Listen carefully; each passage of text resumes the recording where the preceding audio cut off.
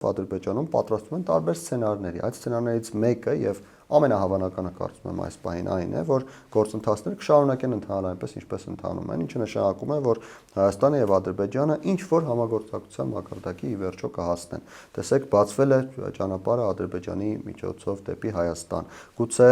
մոտ ժամանակներս բացվի հակադարձ ճանապարհը, այսինքն մենք կարողանանք բեռներ ուղարկել Ադրբեջանի միջոցով, իհարկե երրորդ երկրով Վրաստանով, բեռներ ուղարկել դեպի Ռուսաստան, դեպի Միջին Ասիա, դեպի Չինաստան։ Նույն բանը առաջարկել է Հայաստանի Հանրապետությունը Ադրբեջանին եւ Թուրքիային եւ եկեք ուշադրություն դարձնենք, որ Սյունիքում 3 մաքսային կետ բացվեց ընդամենը օրեր առաջ։ Այսինքն գործընթացներ են տեղի ունենում, որոնք բերելու են համագործակցության ինչ-որ մակարդակի ձևավորմանը եւ Ադրբեջանը պատրաստվում է նշված սցենարի։ Թեև Ադրբեջանը պատրաստվում է նաև այլ սցենարների, տեսեք շատերը կան, ես նկատել եմ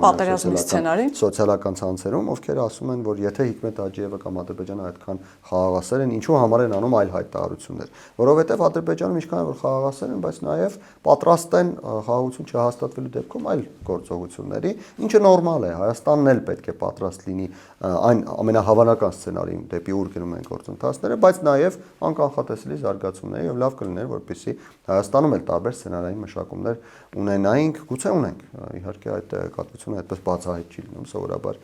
գաղտնի է լինում, գուցե Հայաստանը պատրաստ է նաև այլ սցենարների, այդ թվում պատերազմական սցենարի։